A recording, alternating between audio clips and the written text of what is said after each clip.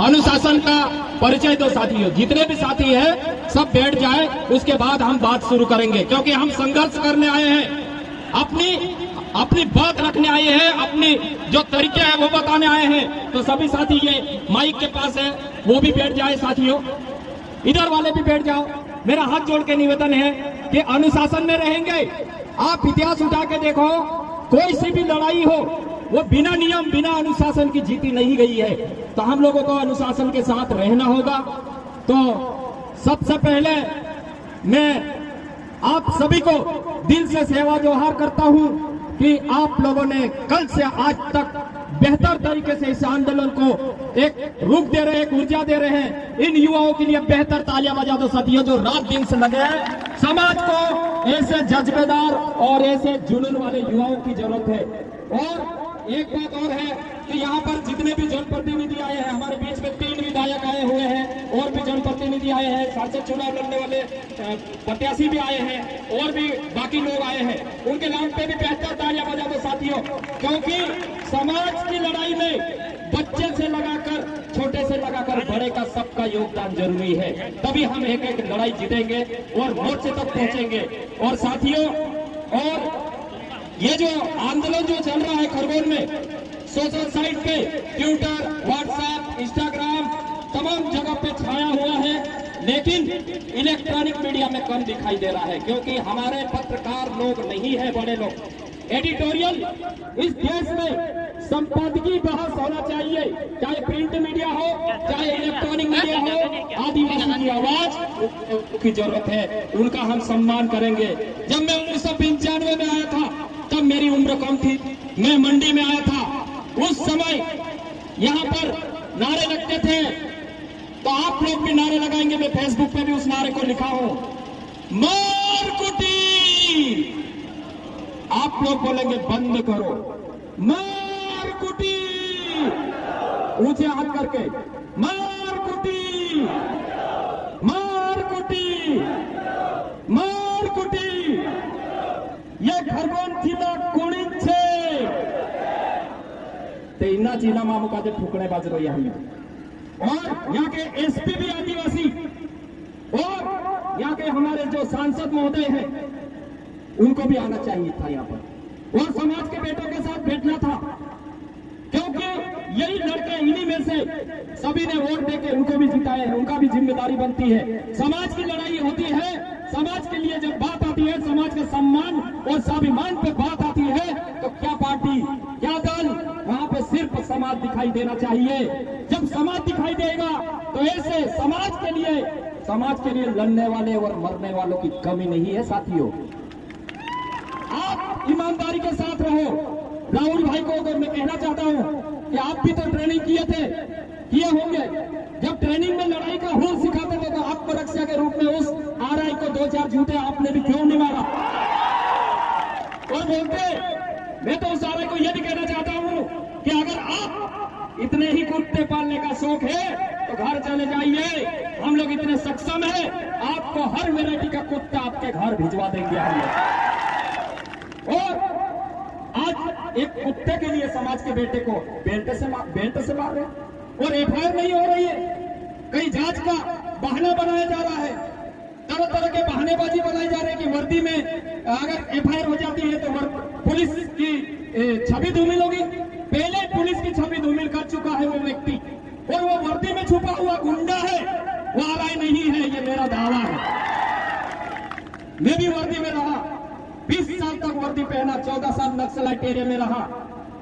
वर्दी का सम्मान करता हूं, मैं पुलिस विभाग का भी सम्मान करता हूं, लेकिन जो नियमों के बाहर जाते हैं उनको मैं खुलेआम ललकार के साथ में उनको चेतावनी देता हूं कि आप सुधर जाओ, नहीं तो हम लोग सुधार देंगे आप लोगों को। और मारा कुटी की बात है तो ये आदिवासी समाज पुराना इतिहास उठा के देख लो, हम लोग लड़ने में, मरने में और जेल जाने में कभी पीछे नहीं हटे हैं। वो डीएनए है हम लोग।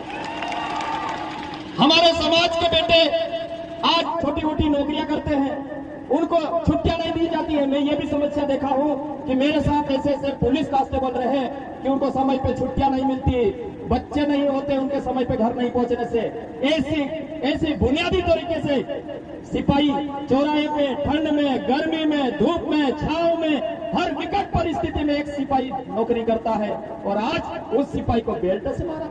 ये तो समाज की तौहीन है, आपकी तौहीन है, आपकी जवानी की तौहीन है, आपके पुरखों की तौहीन है जो आपके सामने आपके बेटों को मार रहे हैं और उसके लिए एफआईआर नहीं हो रही है। और हम लोग आज ये रोड जाम करने बैठे हैं, रोड जाम करने बैठे हैं। ये मजबूरी आ गई है। जब आदिवासियों ने जब आवाज उठाई है तो उनकी कोई नहीं सुनने हैं। कई राज्य ऐसे हैं जहाँ 2-2, 3-3 महीने तक लाश सड़क पे रख के वो भी आंदोलन किए हैं, न्याय की मांग किए हैं, लेकिन न्याय नहीं मिलते हैं। कई महीनों तक आदिवासी नेता हो, सामाजिक कार्यकर्ता हो, वो भूख हड़ताल पे बैठते हैं, उनकी कोई सुनने वाले नहीं रहते हैं, कोई लिखने वाले नहीं रहते हैं। हम ऐसे समाज के बेटे हैं, आज मैं ऐसे समाज के बेटा हूं मैं, और ऐसे समाज के बेटों के सामने बैठा हूं। इस समाज का बेहतर नेता नहीं है, इस समाज का बेहतर अधिकारी नहीं है, इस समाज का बेहतर कोई भी उनके सर पे हाथ रखने वाला नहीं है। तुम मरते रहो, जेलों में देख लो, जेलों में सबसे ज्यादा आदिवासी देश है। चाहे कोई सा भी राज्य की बात करो, ये चीजें हैं हमारे आदिवासियों के लिए। जब आदिवासी की बात आती है तो नौकरी भी करते हैं सिपाही लोग, तो उनके नेम प्लेट देख के उनकी ड्यूटियां लगाई जाती है।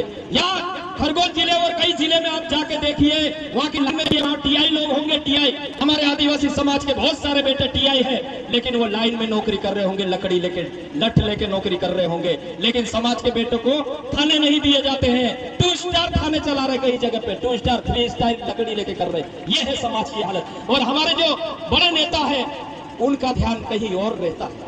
हमको ऐसे युवा, ऐसे नेतृत्व, ऐसे अधिकारी बनाने की जरूरत है, और अच्छे पुलिस अधिकारी भी है, उनका भी हमको सम्मान करने की जरूरत है। और खरगोन के मीडियाओं से मैं निवेदन करता हूं, चाहे प्रिंट मीडिया हो, चाहे इलेक्ट्रॉनिक मीडिया हो, आप लिखो, अगर आप छापो, आप बताओ कि खरगोन जिले में एक आरआई ने एक कांस्टेबल को पट्टे से मारा, वो भी अनुकंपा नियुक्ति वाले को। और मैं चीज देखा हूं, अभी मैं जब नौकरी करता था, एक दिन की एब्सेंटी में मुझे 8 महीने 9 दिन तक सस्पेंड रखा गया। तो ये आरआई ने तो इतनी बड़ी गलती किया है, उसको क्यों छोड़ रखा है? क्या रसूखदारों के लिए ये कानून बना देता है? किसके लिए होना चाहिए ये कानून? रसूखदारों को उनकी सजा मिलना चाहिए, चाहे कितना भी बड़ा हो, कितना भी रसूखदार हो, कितना भी ताकतवर हो। मैंने सुना कि उस आरआई का भी कोई ऊपर है, उस कारण से उनकी बात को मानी जा रही और उनके ऊपर एफआईआर नहीं हो रही। एफआईआर होना चाहिए कि नहीं होना चाहिए? ऊंचे हाथ करो, एफआईआर होना चाहिए कि नहीं होना चाहिए? और इस आरआई की जगह कहां पे होना चाहिए? इस आरआई की जगह कहां पर होना चाहिए? सस्पेंड, निलंबन, ये छोटी मोटी सजा होती है। ये तो कुछ दिनों बाद वापस बहाल होने के बाद वो पैसे भी मिल जाते हैं और ये कोई सजा नहीं होती है। लेकिन बर्खास्त करके उनको एफआईआर करके जेल भेजो, तब हम मानेंगे कि आपने इतने 3 विधायक आए, इतने हमारे जनप्रतिनिधि आए, समाज के बेटे कोने कोने से आए, आपने उनकी आवाज को सुना, उनकी भावनाओं को सुना, हम मानेंगे, तब मानेंगे। नहीं तो हमारा जिला भी नहीं है बोलेंगे, और जिले का जो एसपी है, कलेक्टर है, और भी कोई जिम्मेदार अधिकारी है, वो आदिवासी के विरोध में काम कर रहे बोलेंगे हम लोग। हम जानते हैं कि आदिवासी जिला है, आदिवासी में चाहे कलेक्टर हो, चाहे एसपी हो, उसको जब तक आदिवासी के तौर तरीके नहीं आते हैं, तब तक इस जिले में अनुबंधित नियुक्ति दी जाती है 6 महीने के लिए, हम जानते हैं। लेकिन अगर हमारे तौर तरीके नहीं जानते और आदिवासी की परंपराएं और कल्चर और सिविलाइजेशन को नहीं जानते, तो उनको जरूरत नहीं है। अगर ये एसपी साहब भी अगर हमारे इन समाज के बेटों की बात को नहीं सुनते हैं, तो उनको भी जिले में बैठने की कोई जरूरत नहीं है, जहां है वहां चले जाए। और जितने भी युवा है यहाँ आज आंदोलन कर रहे हैं, इनका भरोसा भी नहीं है कि आपने हाईवे रोके करके आपके ऊपर एफआईआर लाद देंगे। ये एफआईआर करने में माहिर है। आज हमारे जो जितने भी साथी हैं, 1000 से ऊपर युवाओं के ऊपर फर्जी एफआईआर लाद दी गई है। ऐसे संघर्ष करते हैं। तो राहुल भाई से मैं निवेदन करता हूं कि एक बार हमारे साथियों ने शायद अलीराजपुर में आंदोलन किए थे, तो वहां के एक इंजीनियर को एक झापट मार दिया था डिप्टी कलेक्टर ने, तो उसके लिए आंदोलन किए थे युवाओं ने। 7 लोगों के ऊपर एफआईआर हुई थी उस समय, और 7 साल तक वो एफआईआर चलती रही, केस लड़ते रहे। लेकिन जिस इंजीनियर साहब को झापट मारी थी, उसने चोरी से समझौता कर लिया और समाज के बेटों को बताया नहीं। ऐसा धोखा नहीं देना राहुल भाई। अगर समाज आपके लिए आया है, मैं दावा करता हूं कि आपकी 7 पीढ़ी भी काम करेगी तब भी ऐसा जो कारवा है कभी नहीं खड़ा हो पाएगा आपके लिए। ऐसा इस सम्मान बनाए रखे, इनका ध्यान को बनाए रखे, तो मैं यही कहूंगा। और खरगोन के साथ ही